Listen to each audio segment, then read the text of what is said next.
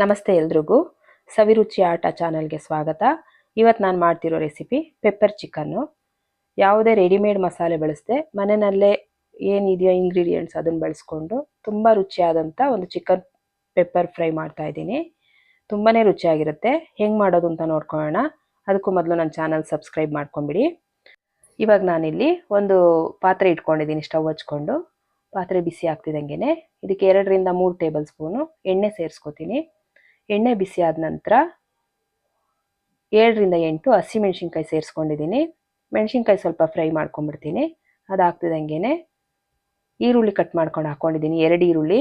ಅದಾದಮೇಲೆ 1 ಹಿಡಿಯಷ್ಟು ಕರಿಬೇವಿನ ಸೊಪ್ಪು ಹಾಕ್ಕೊಂಡಿದ್ದೀನಿ. ಕರಿಬೇವು ಜಾಸ್ತಿ ಹಾಕಿದಷ್ಟು ರುಚಿ ಹೆಚ್ಚುತ್ತೆ. ಚೆನ್ನಾಗಿ ಫ್ರೈ ಮಾಡ್ಕೊಬಿಡೋಣ. ಈರುಳ್ಳಿ ಮತ್ತು ಮೆಣಸಿನ್ಕಾಯಿ ಮತ್ತು ಕರಿಬೇವಿನ ಸೊಪ್ಪು ಸ್ವಲ್ಪ ಹಸಿ ವಾಸನೆ ಹೋಗೋವರೆಗೂ ಫ್ರೈ ಮಾಡ್ಕೊಂಡ್ಬಿಡ್ತೀನಿ. ನೋಡಿ, ಹಸಿ ವಾಸನೆ ಎಲ್ಲ ಹೋಗ್ತಾ ಇದೆ. ಇವಾಗ ನಾನು 1 ಸ್ಪೂನಷ್ಟು ಶುಂಠಿ ಬೆಳ್ಳುಳ್ಳಿ ಪೇಸ್ಟನ್ನ ಸೇರಿಸ್ಕೊಂಡಿದ್ದೀನಿ. ಶುಂಠಿ ಬೆಳ್ಳುಳ್ಳಿ ಪೇಸ್ಟ್ ಕೂಡ ಹಸಿ ವಾಸನೆ ಹೋಗೋವರೆಗೂ ಫ್ರೈ ಮಾಡ್ಕೊಂಡ್ಬಿಡ್ತೀನಿ. ಫ್ರೈ ಆಗ್ತಾ ಇದೆ. ಇದು ಸ್ವಲ್ಪ ಹೊತ್ತು ಫ್ರೈ ಮಾಡ್ಕೊಂಡ ನಂತರ ನಾನು ನೋಡಿ ಈ ರೀತಿ ಬಣ್ಣ ಚೇಂಜ್ ಆದ ನಂತರ ಅರ್ಧ ಟೊಮೆಟೊ ಸೇರಿಸ್ಕೊಂಡಿದ್ದೀನಿ. ಟೊಮೆಟೊ ಸ್ವಲ್ಪ ಮೆತ್ತಗಾಗ್ತಿದ್ದಂಗೆ ಅರ್ಧ ಟೀ ಸ್ಪೂನಷ್ಟು ಅರಿಶಿನದ ಪೌಡ್ರ್ ಹಾಕ್ಕೊಂಡಿದ್ದೀನಿ. ಅದನ್ನು ಚೆನ್ನಾಗಿ ಫ್ರೈ ಮಾಡ್ಕೊಂಬಿಡೋಣ. ಇವಾಗ ನಾನು 3/4 kg ಚಿಕನನ್ನು ನೀಟಾಗಿ ತೊಳೆದು ಸೇರಿಸ್ಕೊತಾ ಇದ್ದೀನಿ. ಚಿಕನ್ ಸೇರಿಸ್ಕೊಂಡಾಯಿತು. ಇವಾಗ ಚೆನ್ನಾಗಿ ಮಿಕ್ಸ್ ಮಾಡಿಬಿಡೋಣ. ಚೆನ್ನಾಗಿ ಮಸಾಲೆ ಎಲ್ಲ ಹಿಡಿಬೇಕು. ಇದು ಚೆನ್ನಾಗಿ ಮಿಕ್ಸ್ ಮಾಡ್ಕೊಂಡ ನಂತರ ರುಚಿಗೆ ಎಷ್ಟು ಬೇಕೋ ಅಷ್ಟು ಉಪ್ಪು ಸೇರಿಸ್ಕೊತಾ ಇದ್ದೀನಿ. ಮತ್ತೆ ನಾನು ಉಪ್ಪು ಸೇರಿಸಲ್ಲ, ಇವಾಗಲೇ ಹಾಕೋತಿದ್ದೀನಿ. ಉಪ್ಪು ಸೇರಿಸ್ಬಿಟ್ಟು ಚೆನ್ನಾಗಿ ಮಿಕ್ಸ್ ಮಾಡ್ತಾ ಇದ್ದೀನಿ. ಈ ರೀತಿ ಚೆನ್ನಾಗಿ ಮಿಕ್ಸ್ ಆದಮೇಲೆ ಸ್ವಲ್ಪ ಹೊತ್ತು ಒಂದು ಪ್ಲೇಟ್ ಮುಚ್ಚಿಬಿಟ್ಟು ಇಟ್ಬಿಡೋಣ. ಒಂದು 5 ನಿಮಿಷ ಏನು ನಾವು ಇದು ಮಾಡೋದು ಬೇಡ, ಮೀಡಿಯಮ್ ಫ್ಲೇಮಲ್ಲಿ ಇಟ್ಟರೆ ಈ ರೀತಿ ನೀರು ಬಿಟ್ಕೊಂಡಿರುತ್ತೆ. ನೋಡಿ ಯಾವ ರೀತಿ ನೀರು ಬಿಟ್ಕೊಂಡಿದೆ ಚಿಕನ್ನು. ನಾವೇನು ನೀರೆಲ್ಲ ಸೇರಿಸೋಂಗೆ ಇಲ್ಲ ಚಿಕನ್ಗೆ. ಅಷ್ಟು ಚೆನ್ನಾಗಿ ಅದು ನೀರು ಬಿಟ್ಕೊಂಡು ಅಲ್ಲೇ ಫ್ರೈ ಆಗ್ತಾ ಇರುತ್ತೆ. ನೋಡಿ ಯಾವ ಥರ ಬೆಂದಿದೆ ಅಂತ ತೋರಿಸ್ತೀನಿ. ಈ ರೀತಿ ಬೆಂದಿದೆ ಆಲ್ರೆಡಿ. ನೀರಿನ ಅಂಶ ಎಲ್ಲ ಡ್ರೈ ಆಗೋವರೆಗೂ ಚೆನ್ನಾಗಿ ಮಿಕ್ಸ್ ಮಾಡ್ಕೊತಾ ಇರೋಣ. ಇನ್ನೇನು ಸ್ವಲ್ಪ ಡ್ರೈ ಆಗ್ತಾ ಬಂತು ಅನ್ನುವಾಗ 2 ಟೇಬಲ್ ಸ್ಪೂನಷ್ಟು ಪೆಪ್ಪರ್ ಪೌಡ್ರನ್ನ ಸೇರಿಸ್ಕೊತಾ ಇದ್ದೀನಿ. ಪೆಪ್ಪರ್ ಪೌಡ್ರು ನಾನು ಮನೆಯಲ್ಲೇ ಪೆಪ್ಪರ್ನ ಮಿಕ್ಸಿಗೆ ಹಾಕಿ ರೆಡಿ ಮಾಡ್ಕೊಂಡಿರೋದು. ಇವಾಗ ನಾನು ಚೆನ್ನಾಗಿ ಮಿಕ್ಸ್ ಮಾಡ್ಕೊಂಡ್ಬಿಡ್ತೀನಿ. ಪೆಪ್ಪರ್ ಪೌಡ್ರ್ ಎಲ್ಲ ಚಿಕನ್ ಪೀಸ್ಗೂ ಸೆಟ್ ಆಗಬೇಕದು. ನೋಡಿ ಈ ರೀತಿ ಚೆನ್ನಾಗಿ ಮಿಕ್ಸ್ ಮಾಡ್ಕೊಳ್ಳೋಣ. 2 ರಿಂದ 3 ನಿಮಿಷದವರೆಗೂ ಚೆನ್ನಾಗಿ ಮಿಕ್ಸ್ ಮಾಡ್ಕೊಂಬಿಡೋಣ. ನೋಡಿ ನೀರೆಲ್ಲ ಫುಲ್ಲು ಡ್ರೈ ಆಗ್ತಾ ಬಂದಿದೆ. ಆದರೆ ಇನ್ನೂ ಒಂದು 2-3 ನಿಮಿಷ ಇದನ್ನು ಒಂದು ಪ್ಲೇಟ್ ಮುಚ್ಚಿಬಿಟ್ಟು ಊರಿನ ಸಿಮ್ಮಲ್ಲಿ ಇಟ್ಬಿಡೋಣ.